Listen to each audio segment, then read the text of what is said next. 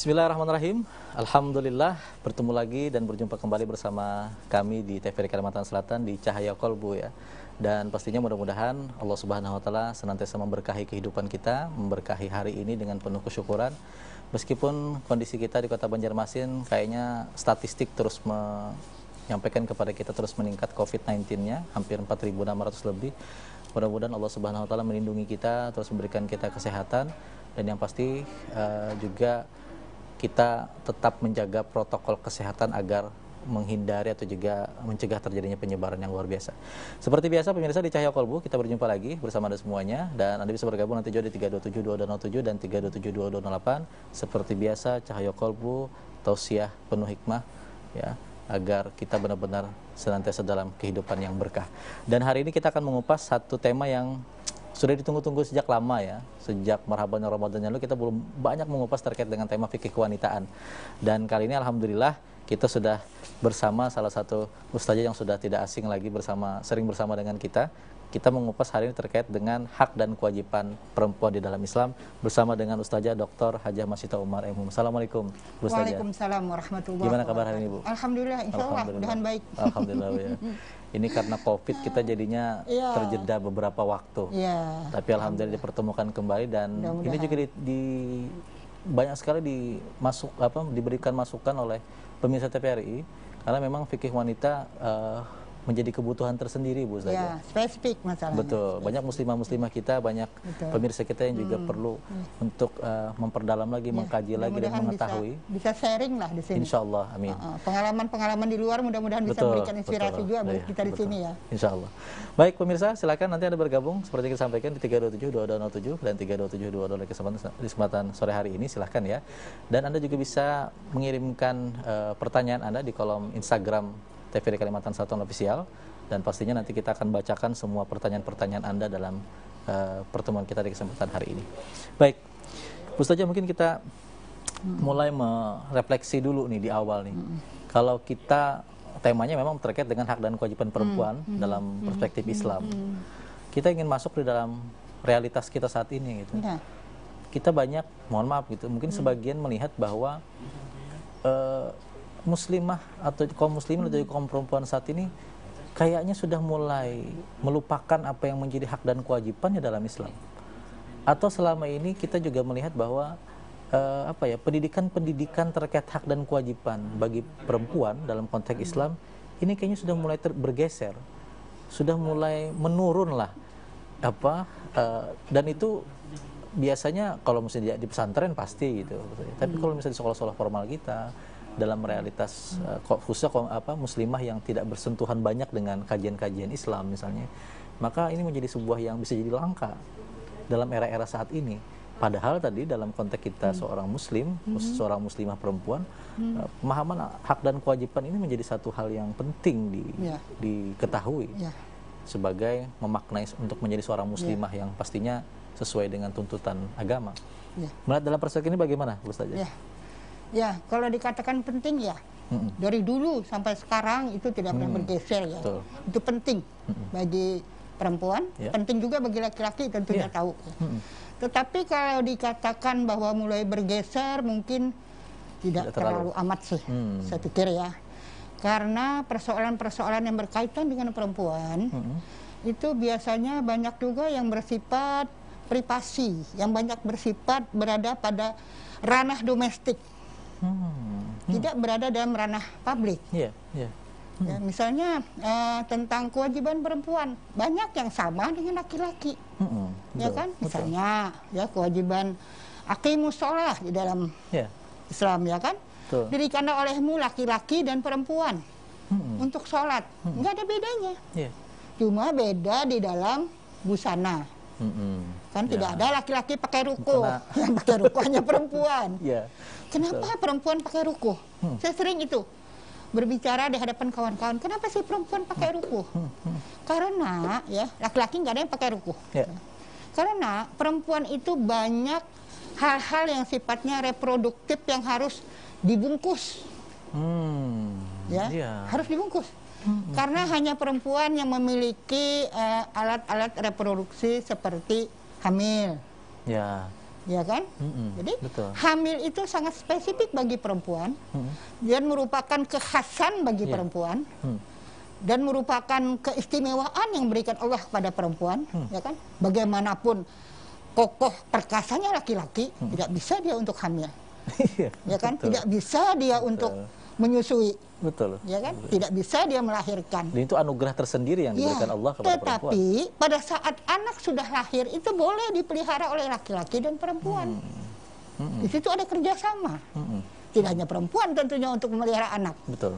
Boleh laki-laki. Kewajibannya bersama. Apalagi kalau dia punya kompetensi, punya kemampuan, punya keahlian. Ya. Nah, itu boleh. Tetapi bukan berarti ya semua hal-hal yang bersifat pikih perempuan itu banyak bergeser. Saya kira tidak. Insya Allah tidak. Mudah-mudahan tidak ya. Mudah-mudahan. Ya, artinya mudah-mudahan tidak. Kita insya Allah tetap berkhusnuzon pada saatnya perempuan-perempuan muslim ini sangat memahami tentang kewajiban-kewajiban itu. Iya. Tapi yang menarik Ustaz ya, bolehkah kita misalnya mengatakan saat ini dalam pengetahuan kalau kewajiban kayaknya turun-menurun dari orang tua menyampaikan kepada anak-anak perempuannya, inilah kewajiban kamu sebagai seorang anak perempuan. Dan juga bisa dibaca ya, hanya turun-temurun. Sekarang kan banyak literatur, ya kan? Ada YouTube, ada segala macam, IT, sangat segala terbuka macam, sangat terbuka, informasi itu. ya kan?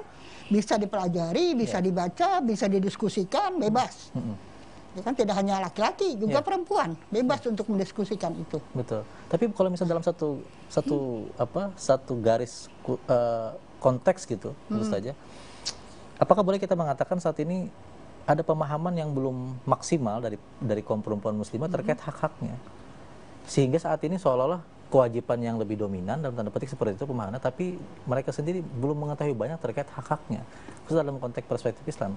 Kalau tadi Bu saja menyatakan bahwa perempuan itu boleh dia beraktif, bukan hanya masalah ibadahnya saja gitu ya, tetapi juga boleh misalnya dia bersaing dalam konteks bekerja, dia bersaing dalam konteks bahkan pemilihan dan sebagainya gitu dalam konteks ini. Tapi kan di sisi lain masih ada yang sebagian masyarakat hanya melihat dari titik kewajiban saja. Kenapa? Karena ada masih stereotype yang masih melingkari kehidupan perempuan. Mereka memandang satu misalnya perempuan itu mudah pasrah. Mudah pasrah. Mudah pasrah. Saya sering menemukan kasus itu. Apalagi misalnya merasa dia itu ditempatkan pada posisi yang lemah. Atau bahkan dilemah-lemahkan. Kamu kan perempuan. Ngapain? Atau nggak usah lah sekolah tinggi-tinggi. Nah, itu kan dulu. Di rumah saja. Dulu ya, sekarang gitu sudah dibantah itu. Kayaknya teori seperti itu sudah terbantah. Tetapi kadang-kadang dalam hal-hal yang kecil, yang sepele, itu tidak terasa bagi perempuan. Dia merasa enjoy dengan perlakuan yang sebenarnya itu tidak adil. Nah, kalau saya menggunakan istilah adil ya. Adil. Kalau bahasa hukum itu kan bahasa Islam itu adil. Adalah bilang itu keadilan. Jadi saya kira sepanjang rasa keadilan itu bisa dipenuhi oleh perempuan, ya mengapa tidak?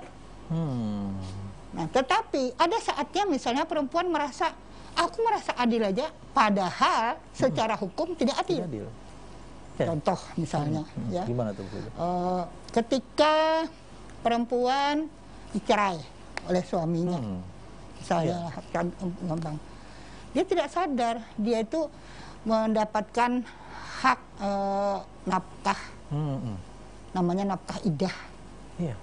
Kadang-kadang bagi, mohon maaf saya tidak mengatakan curang ya, bagi seseorang oknum yang kebetulan dia misalnya bisa memanfaatkan, padahal dia punya fasilitas yang lebih, bisa memberikan sesuatu keadilan kepada perempuan atau kepada mantan istrinya, sementara mantan istrinya tidak menuntut, bisa karena tidak tahu, bisa karena pasrah tadi, bisa karena memang emosinya menuntut, aku yang penting cerai aja. Biarin nggak diberi. Tidak lagi fokus kepada memperjuangkan hak-haknya, tapi karena sudah ingin mengakhiri supaya lebih tenang, biar aja.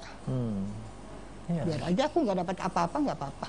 Dan bahkan kadang-kadang udahlah biarin anak diserahkan kepada suami, padahal dia berhak untuk anak, ya kurang dari 12 tahun istri kan yang memelihara. Nah itu kadang-kadang yang penting cerai.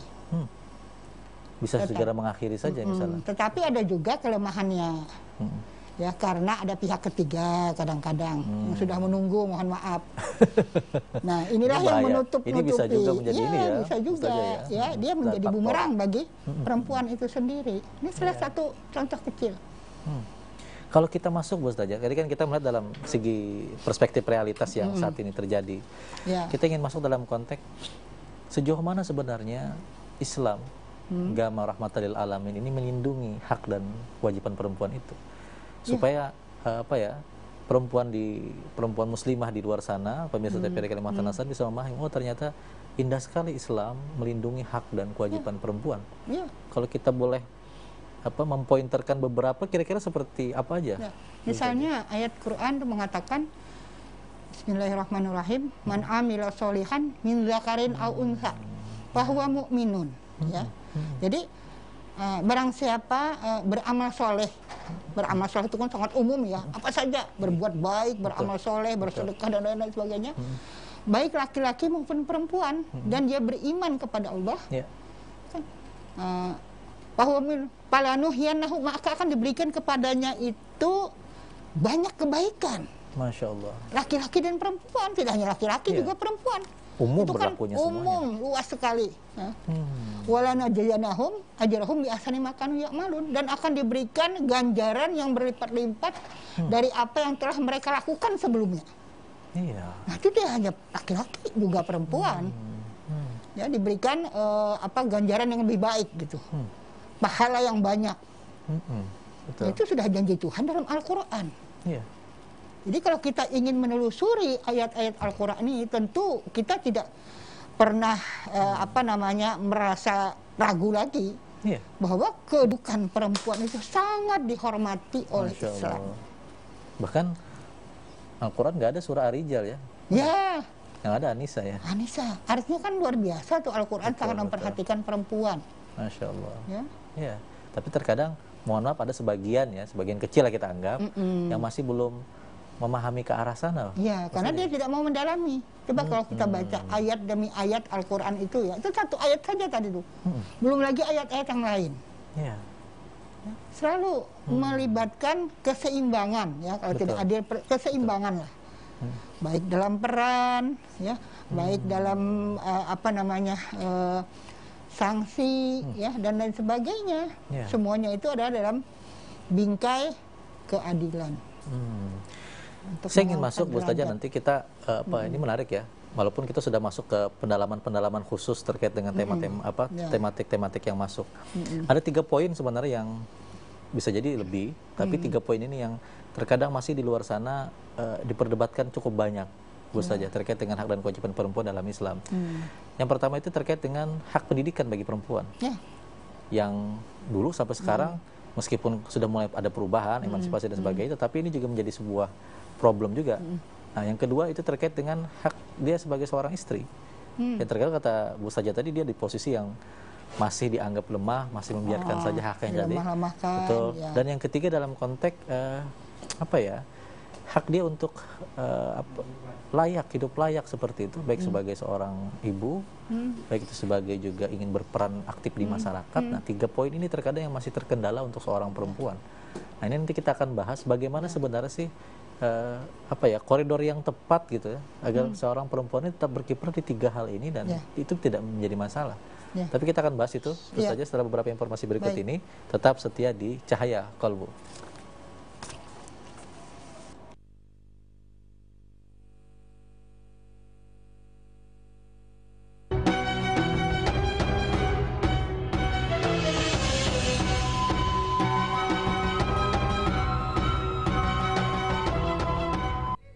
Matahari terbit menyambut pagi di Lok Baintan di tepian Sungai Martapura. Penduduk sekitar memulai aktivitasnya. Salah satu kegiatan yang menonjol adalah pasar terapung. Pasar tradisional ini sudah ada sejak zaman Kesultanan Banjar. Puluhan perahu nampak berkumpul memulai aktivitas menjual membeli atau menukarkan hasil buminya. Rasa optimis dan semangat masyarakat terpancar dan berbaur, menyiratkan inilah wujud kebersamaan. Pasar tradisional, ulat nadi ekonomi rakyat.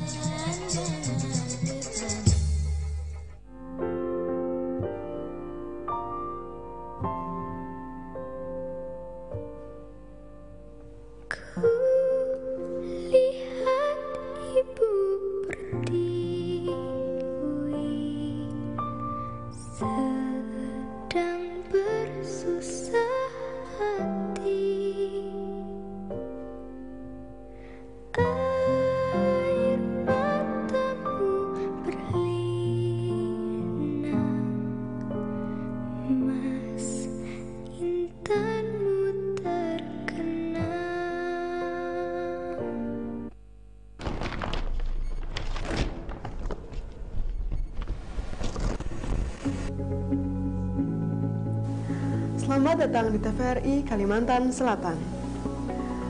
Coverage area TVRI Kalimantan Selatan sekitar 72% dari jumlah penduduk Kalimantan Selatan.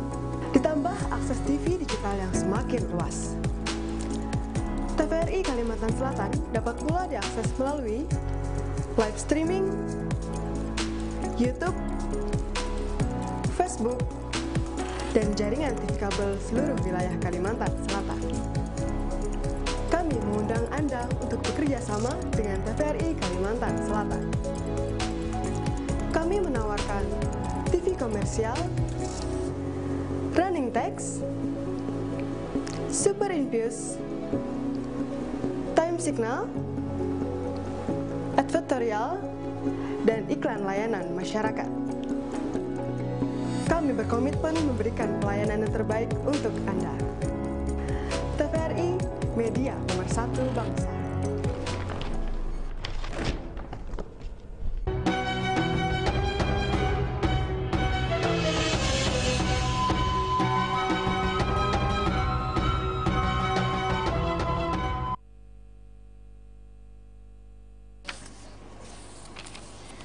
Baik, terima kasih Anda masih bersama kami di sesi yang selanjutnya ini, di lembaran yang selanjutnya kita bersama di Cahaya Kolbu ya, Tausiah Syarat Hikmah menuju hidup penuh berkah. Dan Anda bisa bergabung silahkan di 327-2207 dan 327-208. Alhamdulillah tadi Bu Ustazah Dr. Hajah Mas Tomar sudah membuka dengan hal-hal yang spesifik ya, terkait bagaimana merespon problematika apa yang saat ini terjadi pada perempuan-perempuan kita, khususnya juga perempuan-perempuan muslim. Yang memang di era-era seperti ini harusnya perannya harus lebih maksimal. Terus yang kedua, pemahaman Islamnya harusnya juga lebih semakin baik, semakin mendalam. Ya. Terus yang ketiga yang paling penting adalah kontribusinya dalam membangun generasi umat yang lebih gemilang. Ya. Itu yang menjadi salah satu output perempuan muslim di masa-masa depan atau masa kini dan masa nanti gitu Bu Ustazah.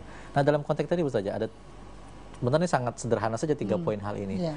Tapi kalau kita melihat misalnya banyak muslimah-muslimah muda kita, muslimah-muslimah muda kita yang bisa jadi mereka tidak kurang banyak mengetahui. Kalau tadi yang sudah memahami literatur Islam itu is okay gitu. Tapi kalau yang mohon maaf lebih banyak bersifat umum, apalagi dengan kondisi pemahaman agama yang kurang gitu. Sebenarnya apa yang harus dilakukan Bu Ustazah untuk orang untuk muslimah-muslimah yang seperti ini, apa yang harus mereka segera ambil gitu, atau yang mereka harus kerjakan, yang mereka harus perbuat gitu, agar mereka bisa memahami hak-hak mereka sebagai seorang muslimah.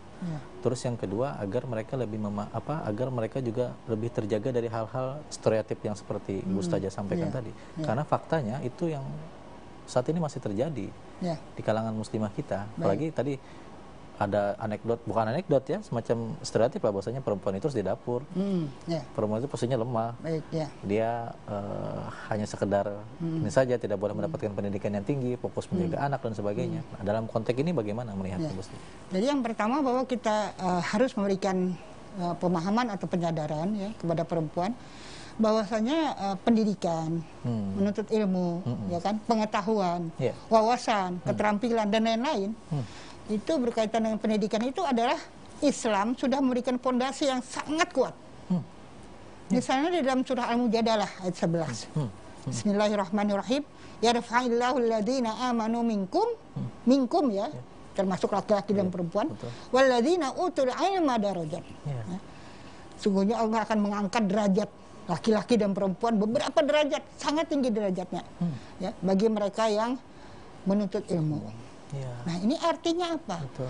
Yang penting perempuan itu menyadari bahwa ketika mereka ingin menambah pengetahuan, menambah wawasan, bagaimanapun caranya, tidak hanya belajar sekolah formal, ya, betul, termasuk informal, ya, non formal, betul, apalagi sekarang kan masa COVID ini, ya, banyak sekali kesempatan. Saya kira tidak hanya laki-laki, juga perempuan. Betul. Kita di rumah, bagaimana kita mau menambah ilmu, menambah pengetahuan. Betul. Ya. Sementara di genggaman kita sudah ada HP. Betul. Ya kan, IT sudah informasi sangat mendukung, sangat terbuka. Apalagi istilahnya mau yang murah ada, mau yang mahal ada. Tinggal ketekunan kita. Kemauan kita, dan terutama sekali keikhlasan kita. Nah, ini mungkin yang perlu dibangun. Ya. Jadi keikhlasan kita menambah ilmu, mencari ilmu itu semata-mata, apalagi kalau kita sadarkan karena Allah. Masya. Nah, pasti ilmunya akan barokah. Ya, betul. Nah, jadi mari ya, kita tidak pernah berhenti ya kan untuk belajar, menambah pengetahuan. Kendati pun misalnya membaca, walaupun yang dibaca itu tidak mesti yang literatur yang wah nggak mesti. Gitu, ya. Kita dari pasar atau dari ada tukang sayur, betul, beli bawang merah, beli cabai, ya kan, beli apa-apa. Kadang-kadang dibungkus dengan kertas koran.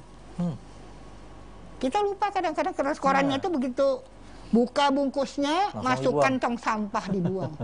Mungkin dari koran yang pembungkus cabai, pembungkus bawang merah, bawang putih dan lain-lain itu ada manfaatnya. Bisa jadi menjadi informasi. Betul. Saya punya pengalaman, punya teman yang cerita. Asik tuh, menarik tuh ya. Teman saya tuh di Sulawesi. Dulu sama-sama kami sekolah di Jakarta. Anaknya itu ada berapa orang belum dapat pekerjaan, 3 orang yang sudah selesai belum dapat pekerjaan. Saya tidak usah sebut namanya. Pusing dia. Bu Masita, bagaimana ini anak saya di rumah, saya pusing ngelihatnya. Sudah selesai nggak bekerja. Tapi si anak ini adalah mungkin Allah memberikan petunjuk, atau memang dia menjadi anak yang cerdas, yang rajin. Ibunya pulang dari pasar, ya, dari Ciputat, dari pasar mana itu. Apa yang ada, asal bukan daun aja. Kalau ada koran, diambil, tidak dibuang, dibaca dulu. Dan lucunya, membacanya tidak diam. Kita kan rumah bedakan tuh, kecil-kecil. Jadi beberapa meter itu ada beberapa rumah sudah. Akhirnya dia jalan-jalan. Saya juga dapat informasi, dia baca. Macam-macam dia cerita baca itu. Termasuk informasi ketika dia ada mendapat informasi dari bungkus cabai, entah bungkus apa itu bawang merah, dia baca penerimaan PNS waktu itu. Di Departemen Luar Negeri. Sampai sekarang dia bekerja di Departemen Luar Negeri. Masya Allah. Informasinya hanya dari kertas bungkus bawang atau cabai. Dari situ dia memasukkan lamaran. Bayangkan. Dulu kan belum ada kayak sekarang ini internet, ada. Informasinya melalui koran saja. Betul. Luar biasa. Saya teringat sekali itu. Teman saya itu sukses anaknya, sampai sekarang masih kerja. Artinya itu bisa memanfaatkan situasi kondisinya yang seperti secara sederhana itu ya? Iya, untuk membaca. Karena itu kan Al-Quran, surah pertama Iqra itu, suruh membaca. Berarti penting ke depan itu kaum perempuan, khususnya muslimah ini, jangan sampai terjebak pada persoalan rutinitas. Iya. Gitu saja ya? Rutinitas Oke, tetapi jangan sampai terjebak hanya itu terfokus saja. itu. Harusnya tadi dari rutinitas itu ada kualitas sampai kepada prioritas untuk bisa ada kreativitas. Penting juga. Apalagi masa COVID loh. Betul. Apalagi orang main di PHK. Bisa jadi suami-suami juga berpikir apa yang bisa dikerjakan sehingga bisa menghasilkan sesuatu yang halal, ya kan? Thayyiban, bisa menghidupi keluarga. Kan? Tidak harus mengeluh, waduh masa COVID aku kehilangan pekerjaan. Enggak, banyak pekerjaan. Ya. Dunia terhampar luas. Masya Allah.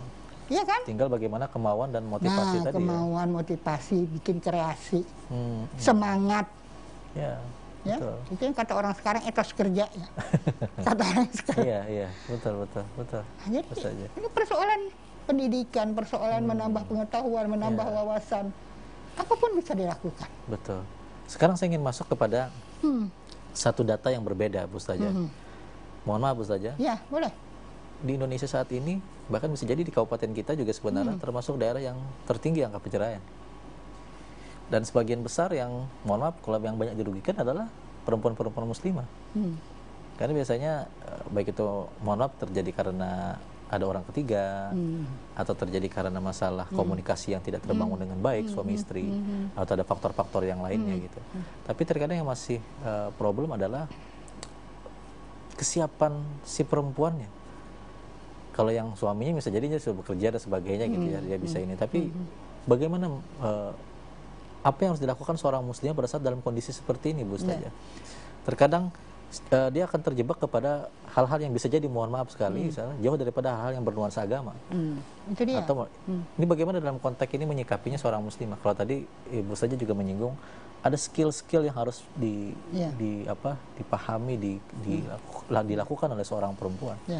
Bagaimana melihat Ibu Ustazah? Itu juga ya bagi ibu-ibu ya. Kalau sudah terlanjur menjadi ibu, menjadi nenek ya susah dikembalikan. Tapi bagi kita sebagai ibu, sebagai siapapun kita, punya anak ya, punya keluarga kecil. Betul.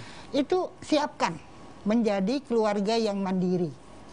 Jadi perlukan kemandirian. Ajak ya kan, didik anak-anak kita, cucu-cucu kita bagaimana dia bisa mandiri. Nah, kemandirian itu perlu. Misalnya pada suatu saat kepepet, dia dicerai oleh suaminya. Karena dia mandiri kan, tidak perlu merengek-rengek. Tidak down, tidak putus asa, tidak stres. Tidak harus gantung diri di pohon kencur. Astagfirullah. Di pohon Lagi kencur. pohon cabai ya. Pohon kencur kan pendek banget. Betul. Tidak perlu seperti itu, karena punya kemandirian. Ya, kemandirian dan ketahanan. Nah itu mungkin perlu diteruskan. Ya. Kemudian saya kira juga momen COVID ini perlu kita manfaatkan. Bagaimana kita membangun kemandirian itu, walaupun kita banyak orangnya di rumah, bisa keroyokan kerja, tetapi semua diberikan peran-peran. Ya, sekecil apapun orang, ya punya peran-peran yang bisa untuk kita siapkan sehingga mereka bisa mandiri. Betul. Nah, oleh karena itu pada suatu saat ketika harus mengeluarkan senjata kemandiriannya, dia tidak kaget lagi. Jadi memang itu harus ada persiapan yang matang ya, saja ya. Jadi jangan hanya sekedar membaca, tetapi juga memiliki sebuah keterampilan, skill-skill khusus, sehingga dia bisa bertahan dalam kondisi apapun. Yang memang problematikanya, mungkin banyak muslimah saat ini yang belum sampai banyak menguasai beberapa skill. Artinya skillnya bukan lagi skill-skill yang biasa, tapi skill-skill yang produktif seperti itu. Yang mampu untuk bertahan, ya kemandirian, mampu bertahan, kemudian mampu beradaptasi dengan situasi apapun. Betul. Nah itu saya kira perlu dipersiapkan itu, tidak bisa sekonyong-konyong langsung kayak kita membalik telapak tangan. Ya. Itu berproses, ada waktunya, ada pelatihannya, ada gurunya, bahkan ada pengujian pelatihan yang membuat kompetensinya matang. Kita akan bahas, Bu Ustazah, bagaimana perempuan Islam dalam konteks COVID-19 ini bisa terus menjaga kualitas ibadahnya, tetapi juga bisa survive dalam kondisi yang seperti ini. Kita akan kembali setelah beberapa informasi berikut ini. Tetap setia di Cahaya Kolbu.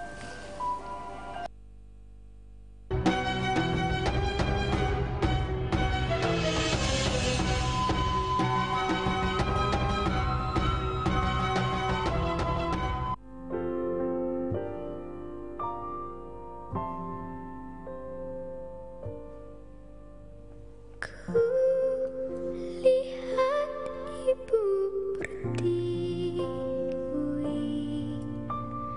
senyum.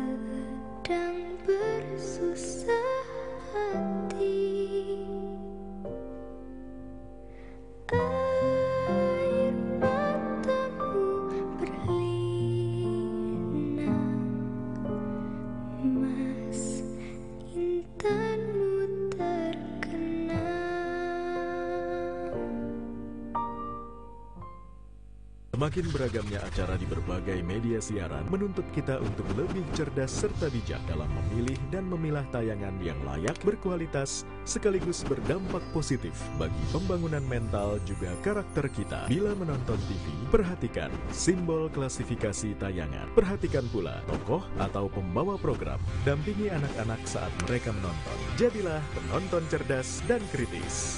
Iklan layanan masyarakat ini didukung oleh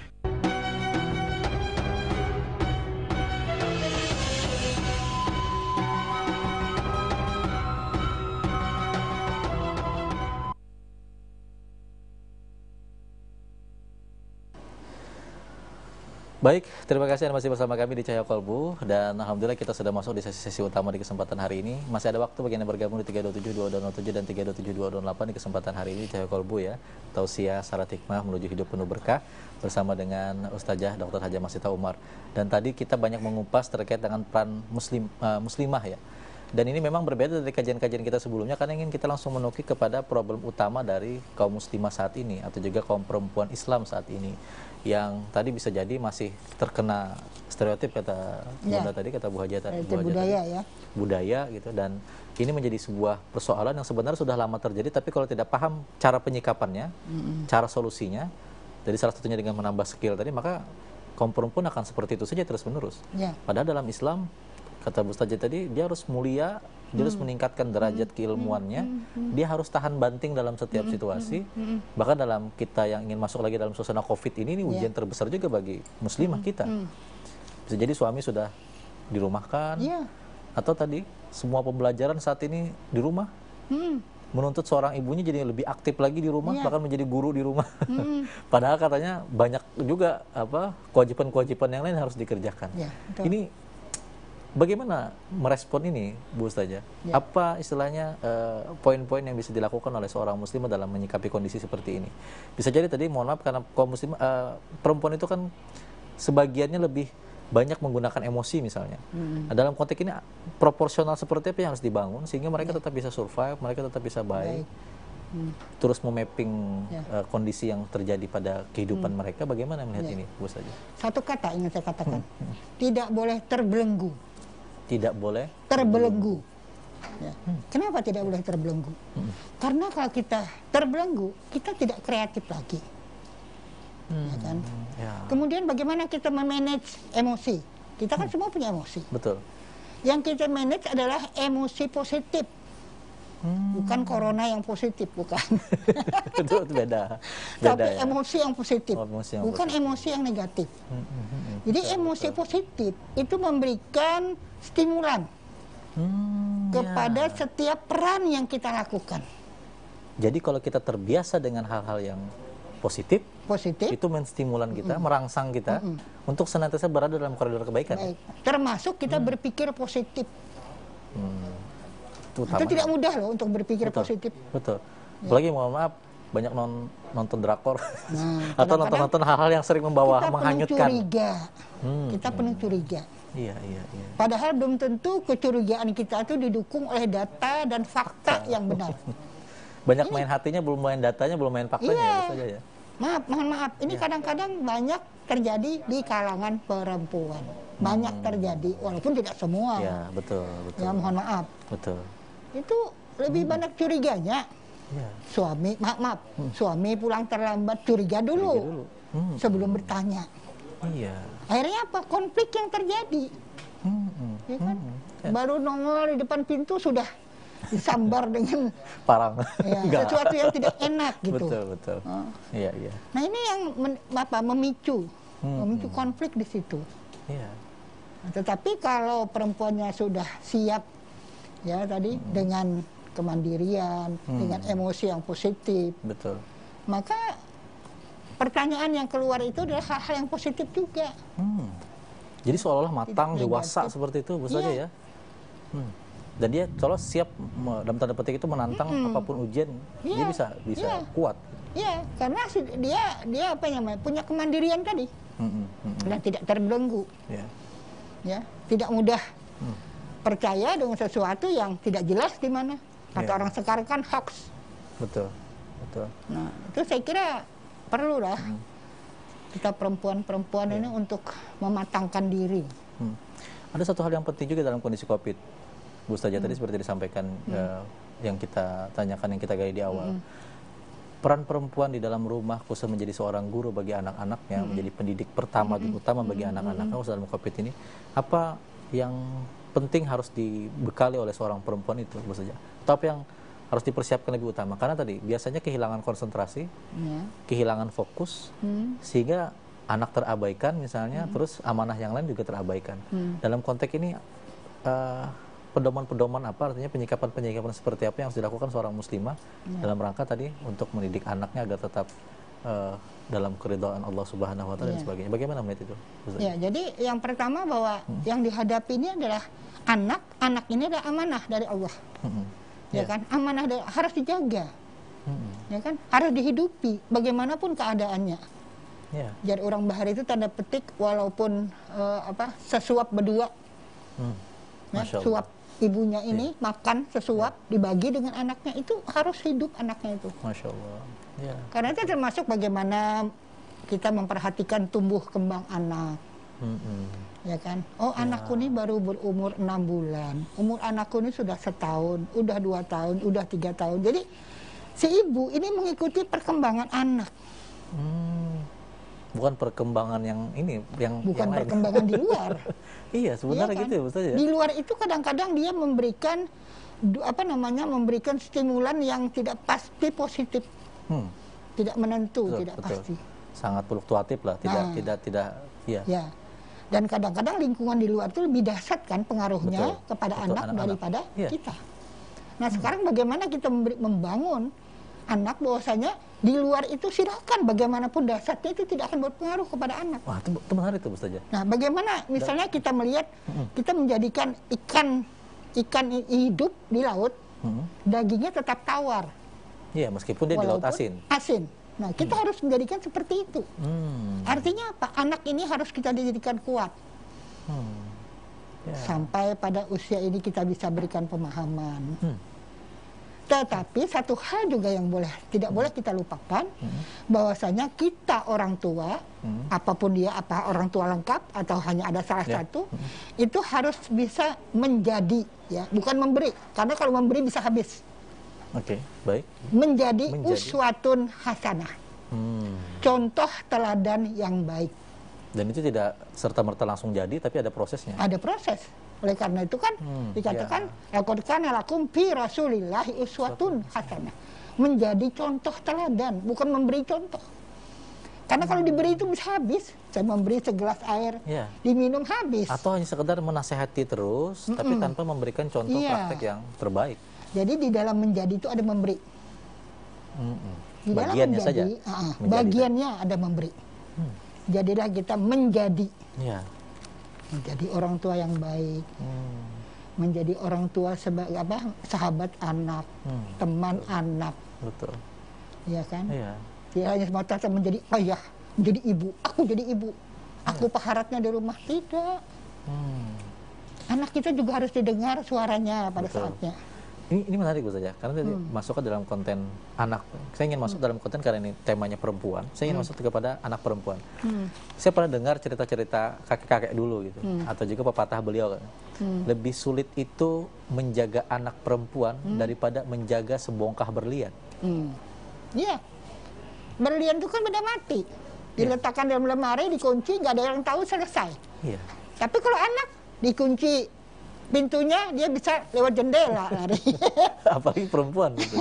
Iya kan? Yang istilahnya proteksinya agak berbeda dari anak laki-laki. Karena dia mempunyai alat-alat reproduksi yang berbeda dengan laki-laki. Iya kan? Bagaimana? Kalau laki-laki itu misalnya dia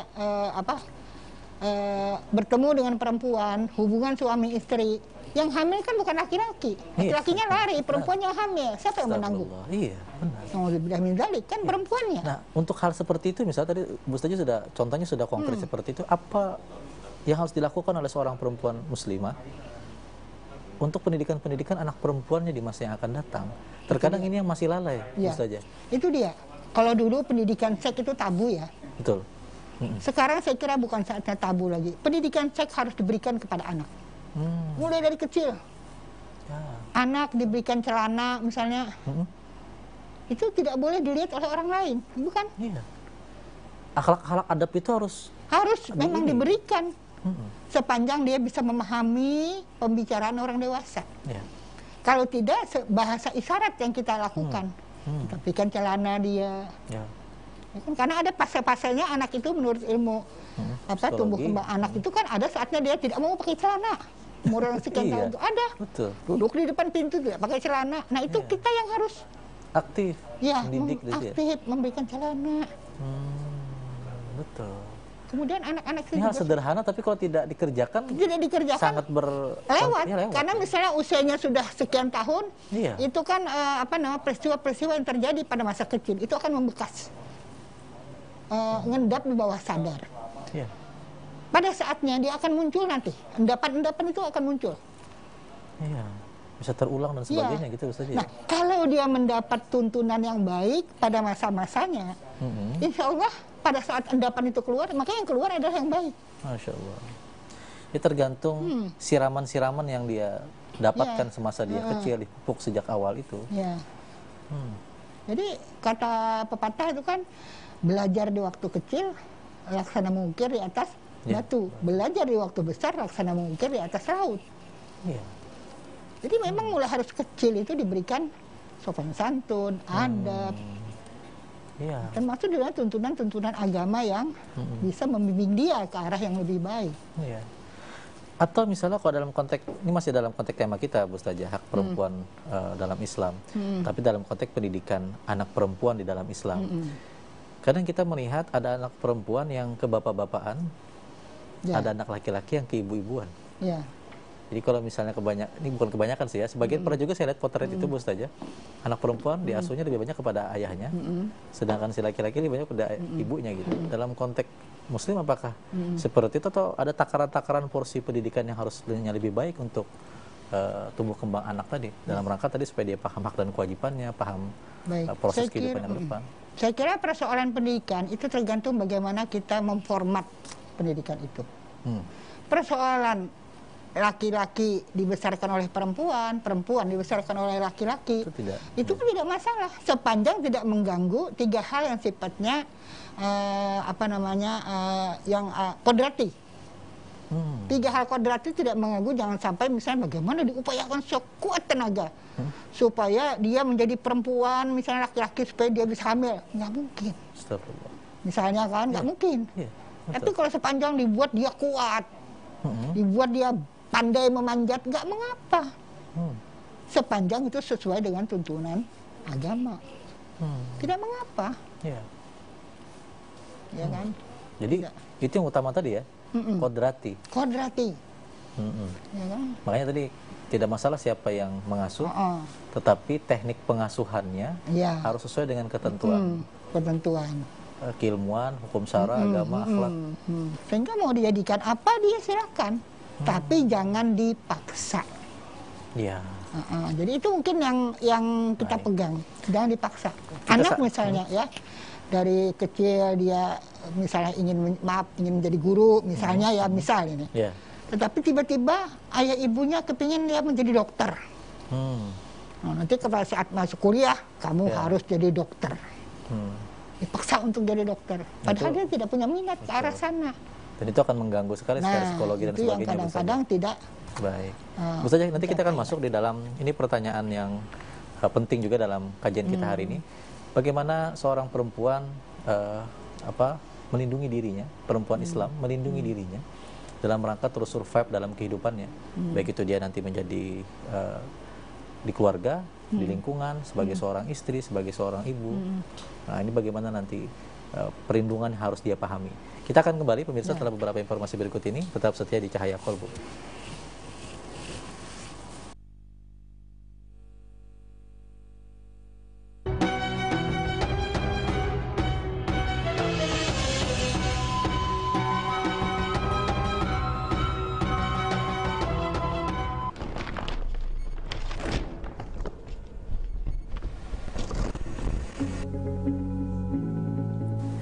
Selamat datang di TVRI Kalimantan Selatan. Coverage area TVRI Kalimantan Selatan sekitar 72% dari jumlah penduduk Kalimantan Selatan. Ditambah akses TV digital yang semakin luas. TVRI Kalimantan Selatan dapat pula diakses melalui live streaming, YouTube, Facebook, dan jaringan TV kabel seluruh wilayah Kalimantan Selatan. Kami mengundang Anda untuk bekerja sama dengan TVRI Kalimantan Selatan. Kami menawarkan TV komersial, running text, super infuse, time signal, advertorial, dan iklan layanan masyarakat. Kami berkomitmen memberikan pelayanan yang terbaik untuk Anda. TVRI, media nomor 1 bangsa.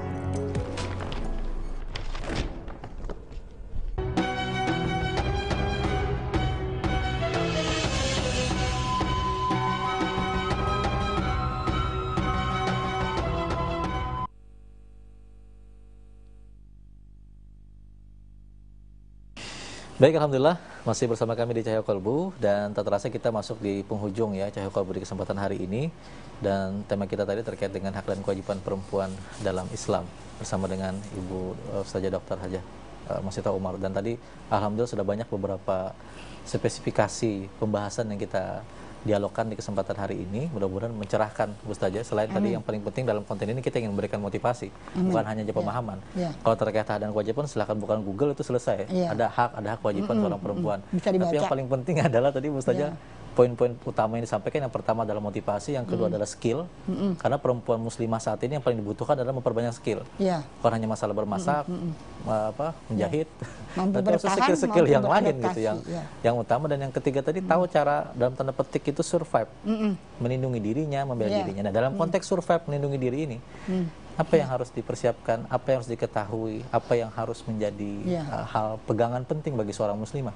Karena mimpi. Ya, betul. Bagaimana melihatnya itu? Baik. Jadi yang pertama, di samping kita harus membekali diri ya, membekali diri semampu kita, sekuat tenaga kita, apapun yang bisa kita lakukan, sehingga kita bisa kuat, kita bisa bertahan. Kemudian juga, kalaupun kita sudah kepepet, ya, bahwa kita itu tidak sendiri sebenarnya. Kita tidak sendiri. Kita kan punya teman, ya, dan mungkin kita bisa cari lembaga-lembaga yang bisa menolong kita. Ya, kan? Ini penting ya. Ya, jadi jangan biarkan diri kita tuh terhimpit oleh bangunan yang tinggi, bangunan yang kuat, sehingga kita seolah-olah tidak bisa berteriak. Ya. Ayo sekarang kita berteriak. Kalau kita memang ditempatkan pada posisi yang tidak layak, yang tidak adil, ayo kita berteriak. Kenapa tidak? Selain curhatnya kepada Allah, tapi juga ada ikhtiar di luar itu. Ada ikhtiar, ya kan? Allah itu adalah sebagai sandaran takdir kita. Ya kan, takdir kita, niat kita, ya kan, kita sandarkan kemudian pedoman hidup kita. Tetapi ada ikhtiar manusia, ya. Jangan mau kita dipukul, misalnya kita mengatakan, ya dulu ada hasil penelitian saya tahun 90-an itu ada perempuan yang dipukul sampai pingsan di warung. Itu ketika pas kami penelitian waktu itu, apa jawabannya? Kami bangunkan dia, ya, kita tolong kan, orang nggak berani menolong, kita tolong karena kita asing di situ. Apa jawabannya? Biar aja Bu Ai, inilah jalan urun ke surga. Mohon maaf, ini bahasa Banjar. Biar aja Bu Ai, inilah jalan. Itu perspektif yang timbul saat itu. Dan saya yakin itu masih ada juga dalam kondisi saat ini. Waktu itu ada, mudah-mudahan sekarang tidak ada. Mudah-mudahan tidak ada. Inilah jalan saya ke surga. Subhanallah. Astagfirullahaladzim. Begitu pasrahnya dengan keluarganya, begitu pasrahnya dengan kehidupannya, rela. Sudah kesalahan itu ada pada suami, untuk menutupi kesalahan suami, belum lagi istri berontak, dia pukul duluan, sehingga istrinya nggak bisa apa-apa. Jadi mungkin ada juga terkait, mohon maaf, ada mispemahaman terkait masalah ketaatan terhadap suami. Sehingga itu dipahami secara abstrak saja, tapi tidak melihat nilai-nilai hak yang juga harus diperjuangkan oleh secara tekstual dipahami, betul. Tidak dikembangkan, tidak ditafsirkan apa yang sebenarnya. Jadi kita perempuan ya, sekarang tidak ada lagi tempat yang saya kira sunyi dari teknologi, ya tidak ada lagi. Walaupun sunyi hanya kotanya mungkin yang tidak ada kotanya. Betul. Tetapi teknologi sudah masuk, ya kan. HP diangkat. Iya, betul. Ya, tidak boleh lagi lah babak belur karena hal-hal tadi. Ya, hal-hal karena kekerasan. Penting ini kita karena sudah ada di penghujung acara kita hari ini. Tidak terasa. Iya, tak terasa dan banyak sekali hikmah-hikmah yang luar biasa. Amin, Tapi mudah-mudahan mungkin saja bisa diberikan amalan-amalan terbaik apa yang harus dilakukan seorang perempuan muslimah. Ya. Kadang bisa jadi problematika yang kita lalui saat ini karena kurangnya kedekatan kita dengan Allah Subhanahu wa taala. Ya. Dan dalam konteks ini seperti apa sebenarnya amalan-amalan saleh yang harus dibangun oleh seorang perempuan muslimah, Bu Ustazah? Ya.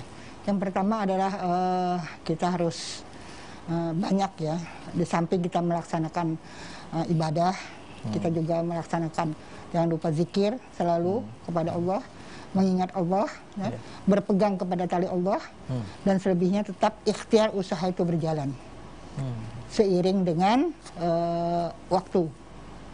Dan kita harus siap menatapi hidup kita ini dengan kondisi apapun, dan dengan kesiapan itulah kita mampu bertahan, kemudian mengisi ya celah dan relung hidup kita ini dengan hal-hal yang bermanfaat.